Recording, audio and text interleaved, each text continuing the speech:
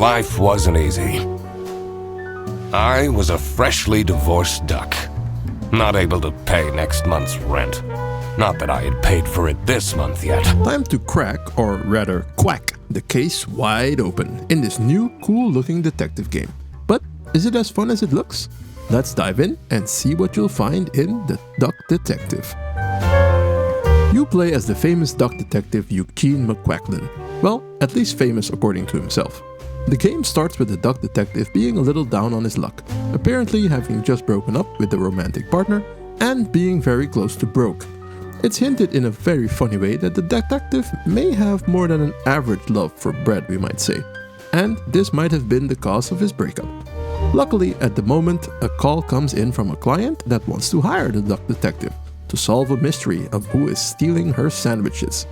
Not exactly the biggest mystery to solve for a detective, but hey, a job's a job. And here I was, in front of their bus office. Arriving at the location of the client, it quickly becomes clear to the keen private eye that there might be more mysteries to solve here than first expected. The company where the client has asked to meet a detective is being troubled by the Salami bandit. But who is this bandit? And what exactly is his or her motive? Who can you trust? As previously said, you control the duck detective. You are free to move throughout the company where the client works, and this is also the setting for most of the game. One of the main goals is to solve and put together deductions. Yep, there's a pun in there for sure. Solving these provides you with information which in turn pushes the story forward and leads to more discoveries and clues. To construct these deductions, like any detective that came before you, you will need to gather evidence, discover clues, and interview all the employees that work at the company. The interviews are a lot of fun and the dialogue is very well done, often leading to hilarious moments or unexpected new revelations. After most deductions, new dialogue options become available with characters you may have already interviewed. You're still here? So it's worth going back to see if they have something new to say, perhaps when confronted with a new piece of evidence. There are plenty of tips and hints to help you out if you really get stuck, even a map that can highlight where you want to go next, or who to talk to. Visuals in The Duck Detective reminded me a lot of the Paper Mario games, which I think fit really well with the game's cartoony style. The game is fully voice acted, which really makes each character become even more alive and interesting.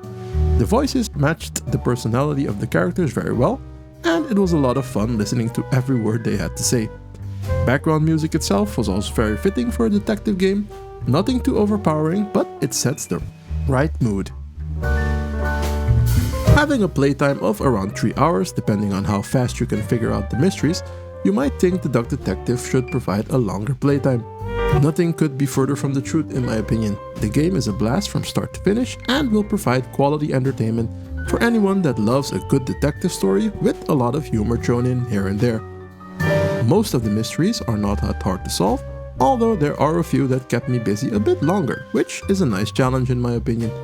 Happy Broccoli Games, who you might know from their previous game Kraken Academy, decided to develop the Duck Detective as a small side project, and boy am I happy they did. The game currently sits as an overwhelming positive rating on Steam and seems even more successful than their first game. I really hope they make more games in this universe with more mysteries to solve for our favorite detective. Thanks for watching. See you next time.